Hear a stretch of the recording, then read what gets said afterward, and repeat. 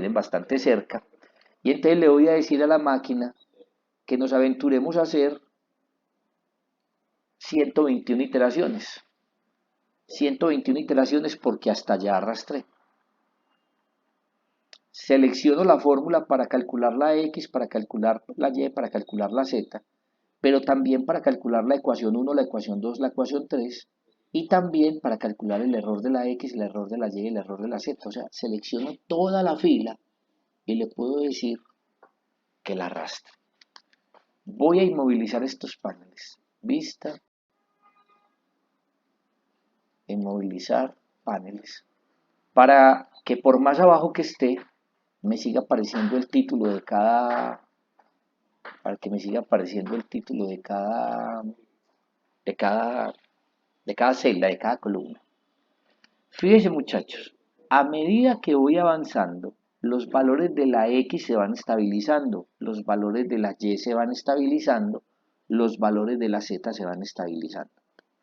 Pero no solamente esos, EQ1, EQ2 y EQ3 también se van estabilizando en lo que necesitábamos que se estabilizara. EQ1 se va estabilizando en 5, EQ2 cada vez se va acercando más a -11 y EQ3 cada vez se va acercando más a 0. Pero no solamente esas tres columnas se van estabilizando a 5, a -11 y a 0, sino los errores. Los tres se van acercando cada vez más y más y más a 0. Entonces, a medida que voy avanzando, los valores de la X, la Y y la Z van a terminar haciendo que se cumplan todas las ecuaciones o van a terminar haciendo que todos los errores se vuelvan 0. Uno debería parar cuando pase lo primero que pueda pasar, o que se cumplan todas, como en este caso, o que se anulen todos los errores. Sin embargo, muchachos, aquí hay algunos detallitos que vamos a mejorar. ¿Qué vamos a mejorar? La ecuación número 1 se tiene que volver 5 porque la ecuación estaba igualada a 5. La ecuación número 2 se tiene que volver -11 y la última se tiene que volver 0. Es recomendable que sin importar el sistema que te pongan, es recomendable que las tres columnas de las ecuaciones, o más si el sistema es más grande, que todas las columnas se vayan hacia 0. ¿Cómo conseguimos eso? Al evaluar EQ1, vamos a hacer que el 5 pase hacia el otro lado a restar. O sea que simplemente a esta celda le voy a restar 5. Y que no se me olvide de arrastrarla. Mire que ya la ecuación número 1 no va para 5, sino que va para 0. Hagamos lo mismo con la ecuación número 2. La ecuación número 2 me tenía que dar -11. Voy a coger el -11 y lo voy a pasar para el otro lado, lo voy a pasar como +11. Si lo paso como +11, simplemente cojo esto y lo arrastro. Mire que a medida que vamos avanzando se va volviendo 0. Y por último, la última ecuación estaba igualada a 0, pues si yo paso el 0 a restar, pues seguiría siendo lo mismo. Pero en otro sistema distinto que ustedes tengan, con seguridad aquí también va a haber un número que van a tener que pasar a restar para que la ecuación 3 también se vaya para 0. Lo que pase primero, o las tres columnas de las ecuaciones se vuelven 0, o los tres errores se vuelven 0. Lo que pase primero. Para terminar, vamos a hacer entonces lo siguiente. Vamos a coger estos tres valores que se van volviendo 0 y estos tres valores que se van volviendo 0 y vamos a agruparlos en una sola celda. Para eso vamos a insertar una columna nueva a la que vamos a llamar f de x. Esa columna f de x la vamos a calcular como la magnitud de un vector que consta de estos tres elementos. Para el que no recuerde, la magnitud de un vector es la raíz cuadrada de el primero al cuadrado más el segundo al cuadrado más el tercero al cuadrado. Ahí estoy calculando la magnitud de estos tres como si fueran un vector. ¿Qué va a pasar cuando los tres se vuelvan 0? Si los tres se vuelven 0 es porque la magnitud se va a volver 0. Pues simplemente arrastro y como estas tres columnas están agrupadas en una sola, las voy a ocultar. Esta columna f de x es equivalente a la que teníamos en el método de bisección o en el método de regla falsa, o en el método de Newton-Raphson o en el método de punto fijo. Esta función es la f de x que se tiene que volver cero. Y los errores les podemos hacer lo mismo. Vamos a colocar una única columna que se llame error. ¿Y qué vamos a calcular como error? Vamos a calcular los tres errores como si fueran un vector y le vamos a hacer la magnitud. La raíz de el primer error al cuadrado más el segundo error al cuadrado más el tercer error al cuadrado. Este error ya en realidad está agrupando los tres errores que teníamos acá. Cuando los tres errores se vuelvan cero, este de acá también se va a volver cero.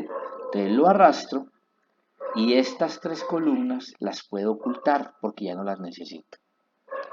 Como ya tenemos suficiente espacio, vamos a poner esto más grande. Muchachos, este es el método de Jacobi. El método de Jacobi me permite a mí hacer las iteraciones hasta que o la f de x se vuelva cero o el error se vuelva cero, lo que pase primero. Estamos de suerte. Al mismo tiempo se convirtieron en cero las dos. Eso no siempre va a pasar. Esto es pura casualidad. Pura casualidad. ¿Listo? Si en la 42 terminamos, pues entonces de ahí en adelante todas las iteraciones son innecesarias. Fíjese que el valor inicial es completamente irrelevante. Yo pude haber empezado de 9, 17 y 52. Cuando esto pase es simplemente que las columnas están quedando más pequeñas que el número que tienen que mostrar. Simplemente las ponen más grandes y ya. Si yo empiezo de 9, 17 y 52, el método en todo caso empieza a hacer lo que tiene que hacer. Y como empecé de más lejos, estoy terminando en una iteración después. Pero mire que la respuesta sería la misma que teníamos ahora, porque el método converge al valor de la x, la y y la z que resuelven el sistema de ecuaciones. Si nosotros hubiéramos sabido antes de empezar que la solución estaba cercana a la x igual a 0.5, que la solución estaba cercana a la y igual a 1 y que la solución estaba cercana a la z igual a 0.3, mire que inmediatamente se hubiera generado una cantidad menor de iteraciones. El punto de inicio solamente te sirve para que te demores más o para que te demores menos. Absolutamente nada cambia. La respuesta va a seguir siendo la misma sin importar desde dónde empeces. Yo en estos momentos no tengo anotado cuáles fueron los valores con los que inicié. Entonces voy a cambiarlos por otros. Voy a empezar con el menos 10, con el 1 y con el menos 14. Vamos a empezar con esos valores y vamos a ver cuánto se demoró el método de Jacobi en llegar a la respuesta. El método de Jacobi se demoró 40 iteraciones. Vamos a suponer que esta era la respuesta del método de Jacobi en 40 iteraciones. No esta otra. No esta otra. ¿Listo? Voy a copiar toda la tabla. Toda la tabla. La voy a copiar completamente. No me está dejando avanzar. Se me acaba de bloquear el teclado. Pero vamos a ver qué podemos hacer. Listo. Ya, ahora sí se me desbloqueó. Vamos a copiar toda la tabla. Control C. Y vamos a pegarla en otra pestaña. Control V. Listo. Voy a ponerlos más grandes. Perdón, voy a ponerlos más grandes para que se vean. Y voy a cambiarle a esto el nombre que se llame Gauss-Seidel. Como lo vieron muchachos en la clase, la única diferencia entre Jacobi y Gauss-Seidel es cómo se va usando la información que vas encontrando. Voy a empezar desde la primera. La primera X. La primera X necesitó de la Y y de la Z anteriores porque no habían más. Perfecto, eso no cambia. Vamos a la Y. La Y está usando la X anterior y la Z anterior, lo que es un error, porque resulta que la X ya tenemos una que es más reciente. Entonces en la fórmula en donde aparece B12, voy a decirle B13 para que me use la X que acabé de encontrar y la Z anterior porque no había más, al menos no había más hasta ese momento. No se me puede olvidar que esta fórmula la tengo que arrastrar para que se me actualice todo. Y ahora con la Z.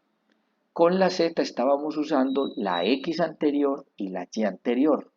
Vamos a cambiar para que se usen tanto la X como la Y que se acabaron de encontrar, que en mi caso se llaman B13 y C13.